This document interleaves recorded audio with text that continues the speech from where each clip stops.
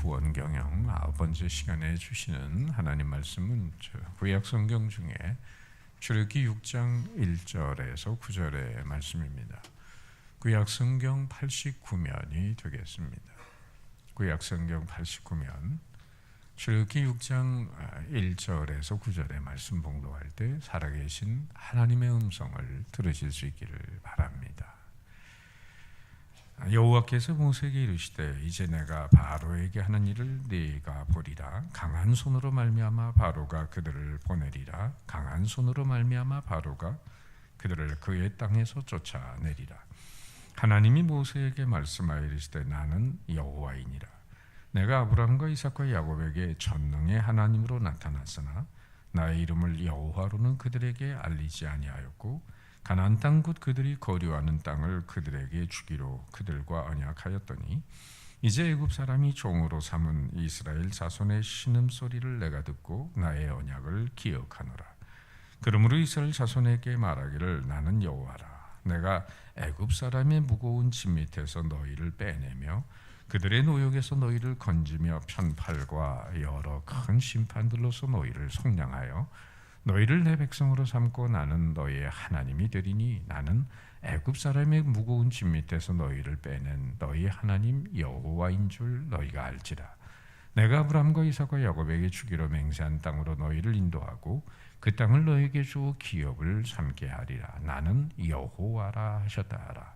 모세가 이와 같이 이스라엘 자손에게 전하나 그들의 마음이 상함과 가혹한 노역으로 말미암아 모세의 말을 듣지 아니하였더라.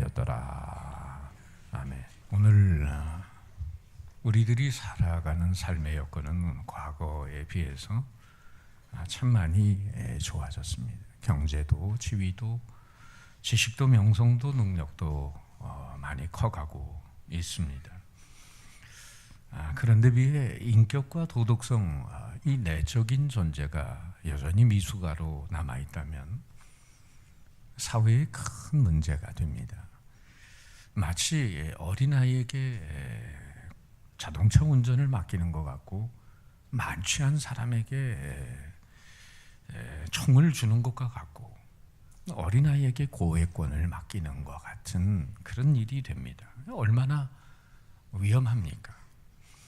요즘 성장이라는 단어를 쓰면 개인이나 기업이나 국가나 대개 경제 성장을 떠올립니다. 그만큼 우리의 관심이 경제 문제에 많이 가 있어요. 그러나 이 경제 성장과 더불어 정신문화가 뒤따르지 못한다면 엄청난 부작용이 따르게 돼 있습니다. 지식도 있고 기술도 있고 능력도 있는데 이런 도덕성이 따르지 못한다면 10중 8구 무너지는 겁니다. 무서운 사회 문제가 됩니다. 요즘 한참 유행하고 있는 이 미투 현상이 뭘 말하는 겁니까? 여긴 목사도 신부도 정치관도 예능인도 심지어 문학가도 전혀 예외가 없어요.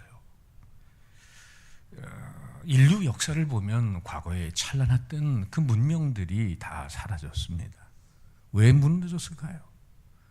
경제 문제가 아닙니다.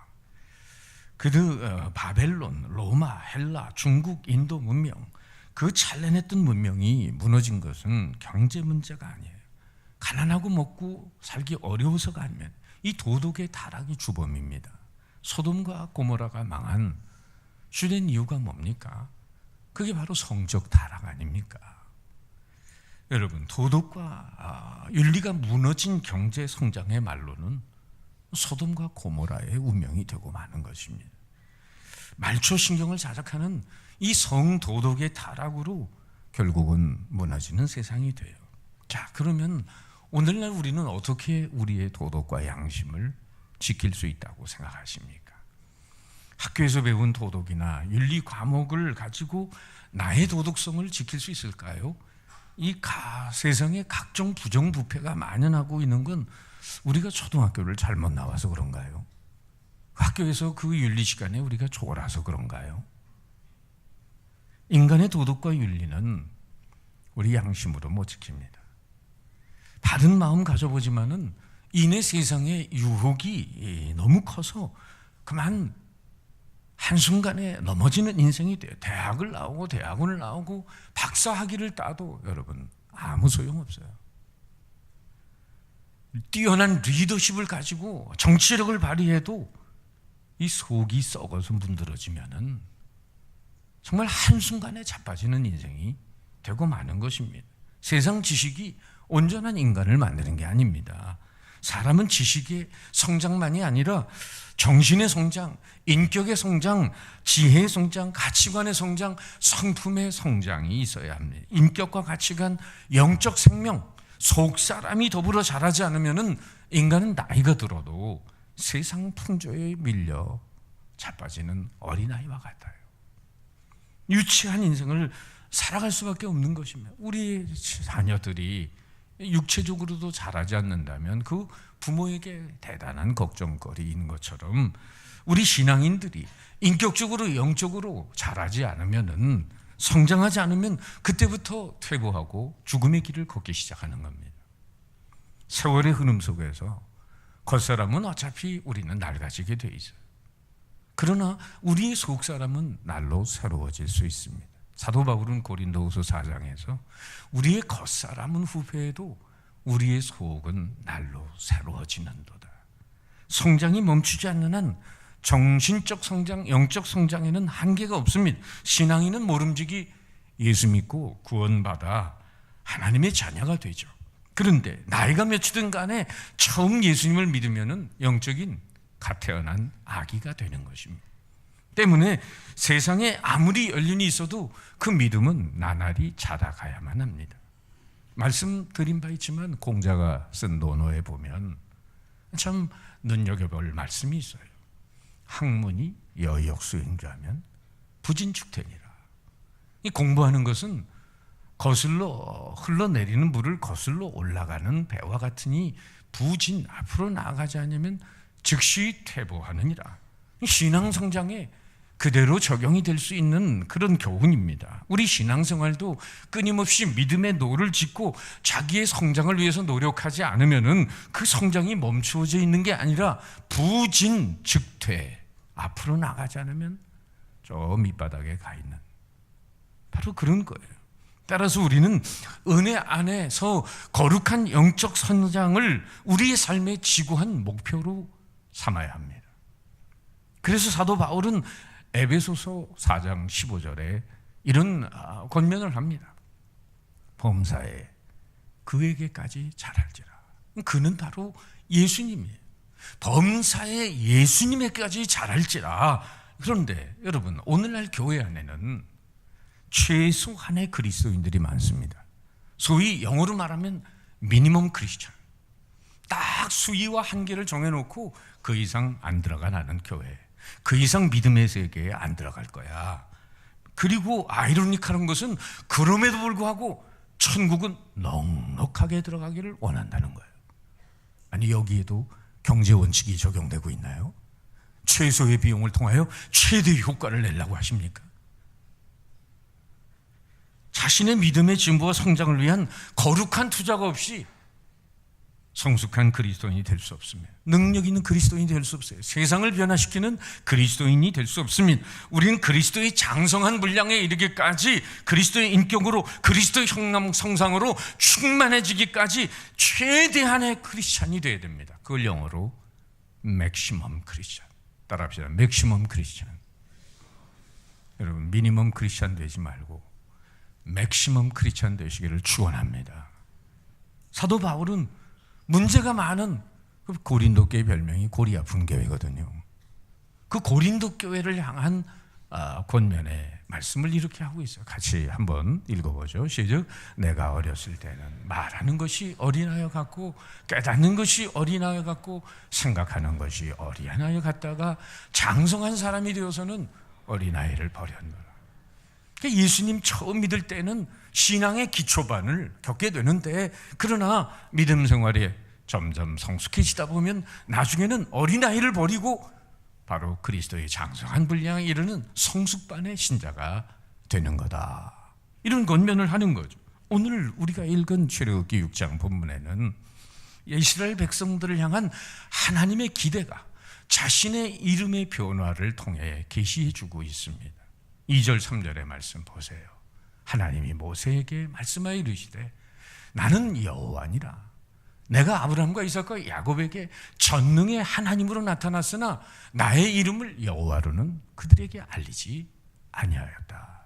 그러니까 믿음의 조상들에게는 전능하신 하나님 엘샤다이의 하나님으로 계시하셨습니다. 그러나 하나님께서 출애굽의 역사를 이루면서 어떤 하나님으로 자신을 계시하십니까? 따라합시다. 여호와 하나님. 5절 이하에 보면 여러분 도대체 여호와 하나님이 오늘 본문에 몇 번이나 나오나 한번 보세요. 이제 애굽 사람의 종으로 삼은 이스라엘 자손이 신음소리를 내가 듣고 나의 언약을 기억하노라. 그러므로 이스라엘 자손에게 말하기를 나는 여호와라. 내가 애굽 사람의 무거운 짐 밑에서 너희를 빼내며 그들의 노역에서 너희를 건지며 편팔과 여러 큰 심판들로서 너희를 속량하여 너희를 내 백성으로 삼고 나는 너희 하나님이 되리니 나는 애굽 사람의 무거운 짐 밑에서 너희를 빼는 너희 하나님 누구라고요? 여호와인 줄 너희가 알지라.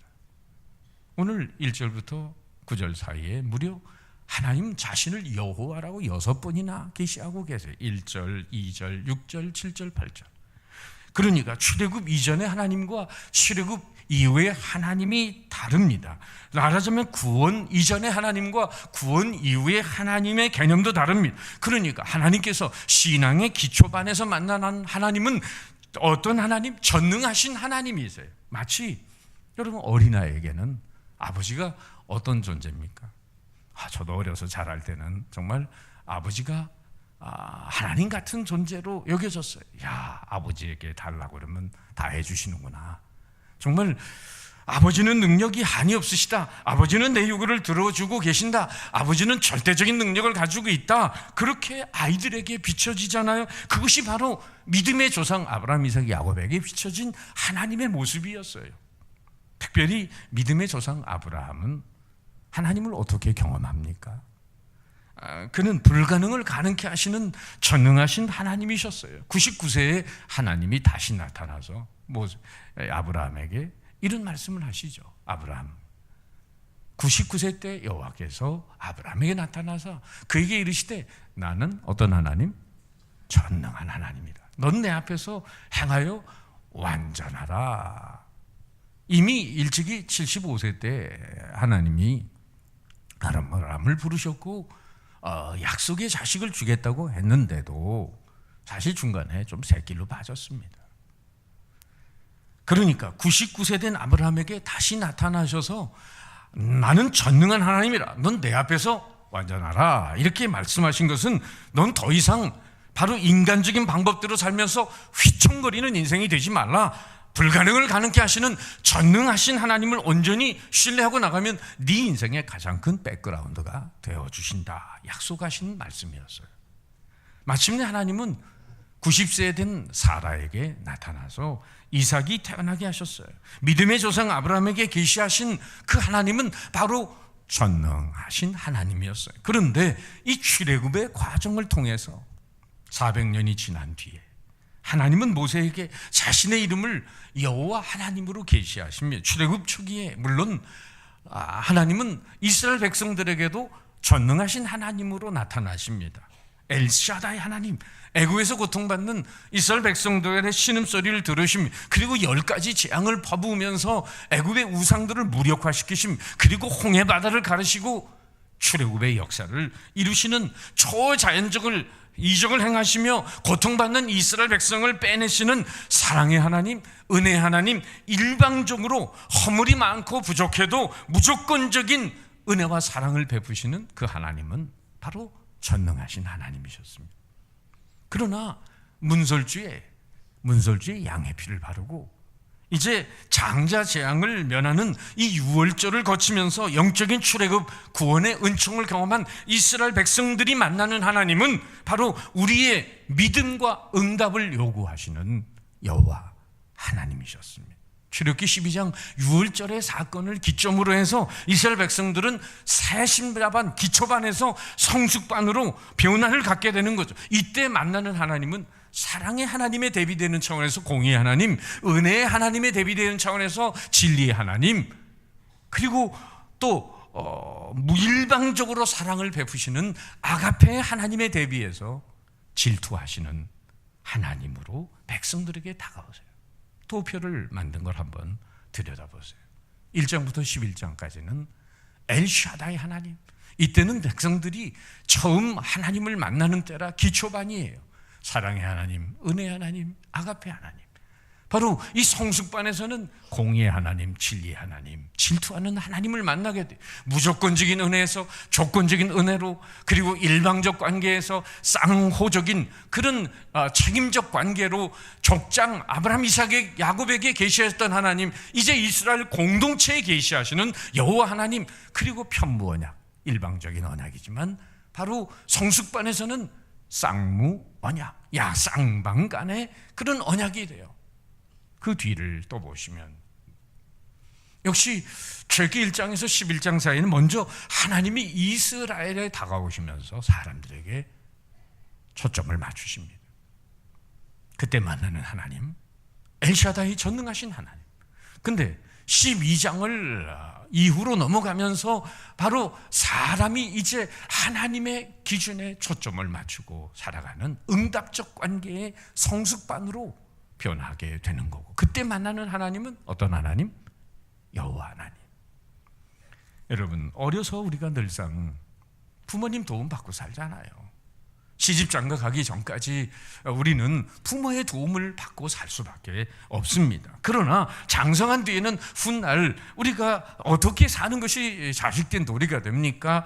여전히 나이가 들어서 부모님에게 뭘 좀 챙겨올까, 뭘 좀 가져올까 이 생각하고 있다면 그 유치한 자녀들이죠. 그러나 성숙한 자녀들은 부모의 필요가 뭔가, 내가 어떻게 부모님을 기쁘게 해드릴까, 부모님의 소원과 부모님의 마음을 흐뭇하게 하는데 초점을 맞추잖아요. 마찬가지로 여러분, 내가 어린아이 같은 신장가, 성숙한 신장가를 어떻게 할 수 있어요? 신앙생활 하면서도 여전히 내가 오늘 받을 게 뭔가, 누릴 게 뭔가, 내가 누릴 기쁨이 뭔가, 여기 주된 관심을 기울이고 사신다면 여러분이 만난 하나님은 여전히 전능하신 하나님. 그런데 예수 믿은 지 오래됐는데도 그런 신앙에 수동적이고 자기 중심적인 위치에만 머물고 있다면 영적인 어린아이입니다. 어떤 어머니가 자기 아이를 나무라고 있는데, 네가 부엌에서 과자 훔쳐먹은 거 엄마가 봤는데 너 하나님께서 다 지켜보고 계시는 거 알지? 예. 하나님이 네 속마음까지 다 들여보고 계시는 거 알지? 예. 계속 예라고 대답하니까 엄마가 씩씩거리면서 너 하나님이 네가 과자 훔쳐먹을 때 뭐라고 말씀하시든, 어린아이가 이렇게 대답하는 하나님께서요 이렇게 말씀하시던데요, 이곳에는 너하고 나하고 둘 뿐이구나, 네가 두 몫을 훔치려무나, 그렇게 말씀하시더라고요. 아이들은 다 자기중심적으로 얘기하는 거죠. 그런 속성을 가진 게 어린아이 아니겠어요? 어머니가 왜 젖이 둘이냐라고 물으면 유치한 어린아이가 어떻게 대답합니까? 하나는 먹으라고 있는 거고 하나는 가지고 놀라고 있는 거다. 자기 뜻대로 해석하고 생각하는 게 어린아이 아닙니까? 아버지는 돈 벌어오는 사람, 엄마는 밥 먹여주는 사람, 오빠와 언니는 무등 태워주는 사람, 전부가 다 나를 중심으로 있다고 생각하는 이런 유치한 어린아이의 삶의 모습 아닙니까? 그러면 여러분, 어린아이가 성숙한 사람이 된다는 것은 어떤 변화를 갖는 것을 의미할까? 심리학적으로 7가지 변화를 갖게 되는데, 한번 여러분이 이 변화 7가지를 보면서 난 여전히 어린아이인가 어른인가 한번 판단해 보세요. 제가 번호를 읽으면 여러분이 읽는 겁니다. 1번 의존성 인간에서 자율성이, 2번 주관적 안목에서 객관적 안목, 3번 현상에 집착해서 내재된 의미를 찾는 일로, 4번 비상적 관심에서 깊은 관심으로, 5번 충동적 태도에서 합리적 태도로, 6번 이기적 태도에서 이타적인 태도로, 7번 닫힌 태도에서 열린 태도로. 그러니까 뭐 3번 같은데 현상에 집착해서 내재된 의미를 찾는 일로, 예를 하나 들면 누가 무슨 물건을 뭘 가진 거 보면 이 현상에 집착하는 사람은 어떻게 물어봐요? 그거 얼마짜리냐? 그거 얼마짜리야? 하고 대번에 값을 묻는 거예요. 그러나 성숙한 사람은 그 가치를 묻는 거예요. 여러분은 어린아이입니까? 어른이십니까? 성숙한 신자는 나 중심이 아니라 하나님 중심, 일방적으로 은혜를 받는 사람만이 아니라 하나님과의 쌍방적인 교통이 있고 하나님의 말씀에 믿음으로 응답하는 사람입니다. 성숙한 신자가 만나는 하나님은 구체적으로 어떤 하나님을 의미할까요? 바로 우리가 분명히 그 하나님을 알게 될 때 우리는 하나님 앞에 바른 믿음의 응답을 드리면서 살아갈 수가 있어요. 오늘 본문을 통해서 계시하시는 여호와 하나님은 어떤 하나님? 5절을 들여다봅니다. 다 같이 시작. 이제 애굽 사람이 종으로 삼은 이스라엘 자손의 신음소리를 내가 듣고 나의 언약을 기억하노라. 그러니까 이 말씀을 보면 언약을 기억하시는 하나님, 언약을 따라합시다. 언약을 기억하시는 하나님. 하나님은 우리는 뭐 약속한 것도 잊어버리고 뭐 언제 그러느냐? 아니 5분 전에 분명히 얘기 들었는데 안 했다는 거예요. 이러다가 제가 아내하고 가끔 싸우거든요. 5분 전에 분명히 다 들었는데 안 했대. 그러니 아니 400년 전에 말씀하신 것도 기억하시면서 이스라엘 백성들을 빼내시고 그 신음소리를 들으시고 약속을 기억하시는 하나님인데 얼마나 좋으신 하나님입니까? 그리고 또 이어지는 말씀을 보세요. 이어지는 말씀 6절 이하에 같이 한번 읽어보죠. 시작. 그러므로 이스라엘 자손에게 말하기를 나는 여호와라. 내가 애굽 사람의 무거운 짐 밑에서 너희를 빼내며 그들의 노역에서 너희를 건지며 편팔과 여러 큰 심판들로서 너희를 속량하여 너희를 내 백성으로 삼고 나는 너희의 하나님이 되리니 나는 애굽 사람의 무거운 짐 밑에서 너희를 빼낸 너희 하나님 여호와인 줄 너희가 알지라. 이 말씀을 통해서 보면 언약을 기억하시는 하나님만이 아니라 여러분 따라합시다. 언약을 지키시는 하나님 믿습니까? 언약을 기억하시고 언약을 지키시는 하나님. 우린 다 약속한 것도 언제 그랬느냐? 오리발 내밀고요. 또 아예 생각하고 행하지도 않을 수도 있어요. 그런데 하나님은 어떻게 해서든지 당신이 약속한 것은 기억하시고 그것을 실행하시는 하나님이시다. 바로 그 하나님이 여호와 하나님이라는 언약에 신실하신 하나님. 풀어서 말한다면 거역하는 인간, 불성실한 인간임에도 불구하고 당신이 해주신 약속은 성실하게 이행하는 하나님이시다. 인간의 괘씸한 짓거리들을 끝까지 참아내시면서 설득하시고 변화시켜서 마침내 약속한 것을 이루시는 인자하신 하나님, 영원하신 하나님이시다. 그게 바로 나 여호와니라 말씀하시는 거예요. 하나님은 당신의 약속을 지키시는 신실한 하나님, 그리고 영원히 우리가 의지해야 할 하나님이심. 하나님의 약속은 영원히 변할 수 없는 것은 그분이 영원하신 하나님이시기 때문에 그렇습니다. 그러니까 우리가 한 건의 문제 해결을 위해서 임시방편으로 지푸라기라도 잡는 마음으로 하나님을 잡았다가 제대로 안 되는 것 같으면 딴 신한테 가서 조아리는 이런 스타일의 신앙이 아니라, 여러분 일회용 물건 사듯이 가볍게 기대하고 문제 해결 안 되면 또 다른 방법을 강구하는 게 아니라 하나님께 일생 전체를 내맡겨 드리는 신뢰가 바로 여호와 하나님을 의지하는 신앙입니다. 전에 목욕탕 가서 참 옷장 문을 열다가 은혜 받는 귀절이 있더라고요. 난 목욕탕에도 은혜로운 귀절이 있는 걸 처음 발견했어요. 맡긴 것만 책임져 드립니다. 귀중품은 보관소에 맡기세요. 은혜도 돼요. 여러분, 여러분의 인생도 정말 영원하신 하나님께 온전히 위탁하시기를 축원합니다. 내가 맡기지 못하니까 맡긴 것만 책임져 드린, 맡기지 않은 건 책임지지 않습니다. 여러분, 얼마만큼 하나님께 맡기세요? 여러분의 시간과 여러분의 물질과 여러분의 운명, 여러분의 삶 모든 걸 얼마만큼 범사의 하나님을 인정하고 그분을 의지하고 그분께 맡기느냐. 이 언약에 신실하신 하나님, 그분을 온전히 붙들고 그분께 위탁하고 살 때 그분은 우리의 삶 전체를 책임져 주시고 우리를 약속의 땅으로 인도하시는 하나님이신 줄 믿습니다. 눈이 오나 비가 오나 건강하나 부할 때나 가난할 때나 바쁠 때나 틈날 때나 언제나 평생 동안 하나님을 신실하게 따르는 하나님 여호와를 의지하는 신앙이 여러분의 신앙 되시길 축원합니다. 오늘 여호와 하나님은 이스라엘 백성들이 출애굽의 역사를 경험한 뒤에 언약 관계로 만나고 싶어 하십니다. 여호와라는 이름은 모세 이전에도 사용됐어요. 그러나 모세 이후에는 쓰시는 여호와라는 이름은 언약 관계에서 만나는 하나님이라는 뜻이에요. 일방적으로 받은 은혜만이 아니라 책임적 관계, 응답적 관계를 맺기를 원하십니다. 족장시대 하나님은 엘샤다이, 전능하신 하나님, 창조주 하나님, 일방적인 하나님으로 다가오신 하나님이셨어요. 무조건적인 은총으로 찾아오시고 자비를 베푸신 하나님이셨습니다. 그러나 출애굽 시대에는 여러분 광야로 나오면서, 출애굽기 12장 이후에 광야로 나오면서 하나님 불순종하는 하나님의 백성들 가만 안 놔두십니다. 그때부터는 하나님이 처단하기 시작하시는 거예요. 금송아지 만들고 시내산 밑에 가서 정말 이것이 우리를 애굽에서 인도해낸 신이 할 때는 하나님이 완전히 꼭지가 도셔가지고 모세를 남겨두고 다 진멸해버리겠다고 하셨어요. 모세의 중보 기도가 아니었으면 그 이스라엘 백성들은 다 진멸당했습니다.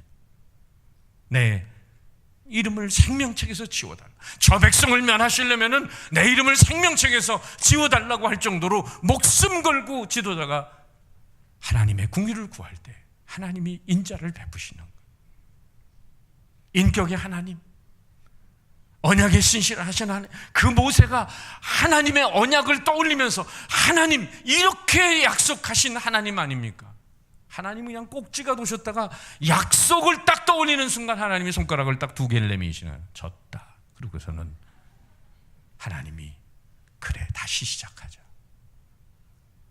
여러분, 그러나 출애굽 시대에는 바로 여호와라는 이름을 사용하도록 말씀하시면서 상호관계로 만나길 원하십니다. 인격적 관계요, 성숙한 관계요. 이스라엘이 믿음으로 응답한 만큼 하나님의 백성들은 복을 받는 사람이 되는 것입니다. 그런 말이 있죠. 형통은 하나님의 은총과 인간의 준비가 만나는 자리에 있습니다.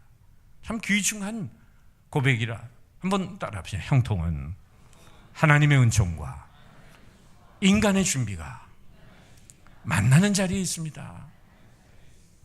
여러분, 구덩이에 빠진 사람, 밖에 지나가는 사람이 그 사람 건져주려고 손을 뻗는데 적어도 구덩이 안에 있는 사람이 밖으로 나오려면 그 사람이 할 일이 뭐예요? 지손 뻗어야 될 거 아닙니까? 지손을 뻗어야 되는데 이왕이면 길게 뻗어야 되겠죠. 근데 구덩이에 들어가서 날 빼주쇼. 그리고는 아예 손도 안 벌리고 있고, 벌리긴 벌리는데 뻗는데 요만큼 뻗고. 제가 금요일날 저녁에 말씀드렸어요. 옛날에 우리 어렸을 때 선생님 교실에서 가정환경 조사할 때 집에 뭐 텔레비 있는 사람, 라디오 있는 사람, 그런데 집에 라디오 있는 사람, 그런데 한 철수가 요만큼만 드는 거예요. 요만큼만. 그래서 선생님, 넌 들려면 화끈하게 들지 그게 뭐냐 그랬더니 집에 라디오가 있긴 있는데 고장났어요. 여러분, 고장난 믿음 아닙니까? 아니, 하나님이 언약에 신실하신 하나님인데 우리가 믿음으로 온전하게 좀 뻗어야 될 거 아니에요. 하나님의 기적을 당겨오는 그런 믿음이 우리 편에 있을 때 하나님이 놀랍게 역사하십니다. 그래서 주님이 자기에게 다가오는 환자들에게 뭐라고 말씀하세요? 네 믿음이 너를 구원하였느니라. 구원의 역사는, 치유 역사는 우리 주님이 베푸시는데도 주님이 나오는 환자들에게 매번마다 네 믿음이 너를 구원했느니라. 하나님의 기적은 하나님이 베푸시지만 기적을 당겨오는 믿음이 내 편에 있어야 된다. 그게 언약적 관계에서 우리가 보여야 될 반응입니다. 물맷돌 5개 준비하는 건 다윗이지만은 그 다 돌멩이 하나가 골리앗의 급소를 향해 날아가도록 도우시는 분은 여호와 하나님이신 줄 믿습니다.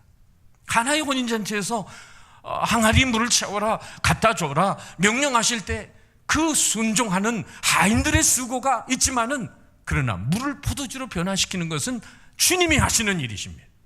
결국은 하나 형통이라고 하는 것은 오늘 우리 삶의 형통을 원하는데 형통은 하나님의 은총과 인간의 준비가 만나는 자리에 있다. 여러분, 대단한 신앙 고백 아닙니까? 그러니까 인간의 수고에 역사하시는 하나님, 문제는 믿음으로 우리가 응답하는 그 깊이와 분량만큼 하나님의 축복의 깊이는 달라지는 것입니다. 정신병자 시리즈 중에 너무 은혜가 되는 얘기가 있어서 한 번 더 말씀드립니다. 정신병자가 식칼을 들고 의사를 막 쫓아가는데 의사가 막다른 골목에 딱 서니 아유, 난 이제 죽었구나. 근데 이 정신병자가 식칼을 의사의 손에 딱 쥐어주고는 도망가면서 하는 말, 이제는 네가 쫓아올 차례다. 아, 은혜됩니다. 이때 떠오른 사도 바울이 전한 말씀, 내가 그리스도 예수께 잡힘받은 그것을 잡으려고 쫓아가노라. 여러분, 무슨 고백입니까? 예수님이 다메섹 도상에서 예수 믿는 사람 잡아 죽이려고 가던 인생을 주님이 그 인생의 목덜미를 붙으셨어요. 그리고 이방인의 사도로 세우십니다. 주님이 자기의 지옥 갈 인생을 천국 갈 인생으로 붙잡아 주시고 하나님의 은혜를 베푼 그 은혜를 알고, 주님이 내 인생 붙잡아 주셨으니 이제는 나도 주님의 소원, 주님의 그 뜻을 향해 달려가리라. 예수께 잡힘받은 그것을 잡으려고 달려가노라. 부름의 상을 위해 이제는 구원의 감격을 가지고 주님의 소원 이루며 달려가겠다는 위대한 사도 바울의 고백 아닙니까? 여러분, 이 문법적으로 이 말씀 보면 피동 안에 능동이 있어요. 잡힘받은 은혜를 아는 인생은 은혜의 보답을 위해 저 위에서 부르시는 부름의 상을 위해 능동적으로 주님의 뜻에, 주님의 소원에 초점을 맞추고 달려가야 되죠. 이것이 신앙의 기초반에서 성숙반으로 가는 인생입니다. 사랑하는 성도 여러분, 나는 받기만 하고 있습니까? 아니면 드리기도 합니까? 하나님께 달라기만 합니까? 아니면 필요한 게 없느냐고 하나님께 여쭙고 계십니까? 없는 것만 바라보고 불평하고 계십니까? 아니면 있는 걸 감사하면서 남에게 나누며 삽니까? 일방적으로 모든 일을 결정하고 하나님께 결제만 해달라고 아우성칩니까? 아니면 말씀도 드리고 은은도 드리고 하나님이 원하시는 뜻이 무엇인지 기도로 그렇게 하나님과 대화하고 계십니까? 전자의 삶을 여러분이 살고 계신다면 여전히 여러분의 신앙은 기초반에 머물고 있습니다. 그리고 어린아이에게 아빠처럼 전능하신 하나님께 일방적인 은총만 구하고 있는 것입니다. 그러나 후자의 삶을 살고 있다면 그분의 신앙은 성숙반에 있습니다. 그때 만나는 하나님은 언약에 신실하신 하나님, 교통하기를 원하시는 하나님과 더불어 깊은 교제와 사귐과 나눔을 통해 하나님의 뜻에 초점을 맞추고 사는 신앙입니다. 여러분, 성숙반을 향해 달려가야 되지 않겠습니까? 여전히 전능하신 하나님만 붙들고 있다면 이제는 언약에 신실한 하나님 앞에 믿음으로 응답하는 여호와 하나님을 붙들고 살아야 되지 않겠습니까? 그렇다면 좋은 말로 할 때 출애굽기 빨리 공부하세요. 아직도 안 하시는 분 이제 머지않아 우리 교회에서 희귀종이 되실 확률이 있습니다. 나이가 드셔도, 나이 70이 넘어도 배우겠다고 오는 분들은 다 수용합니다. 배움에는 끝이 없고 사역에도 끝이 없어요. 여러분, 따라합시다. 전능의 하나님에서, 여호와 하나님으로, 전능의 하나님께서 여호와 하나님으로 기초반에 머문 신자가 아니라 성숙반에 거하면서 언약의 신실한 하나님과 늘 동행하면서 승리하는 은혜가 있으시기를 주님의 이름으로 축원합니다.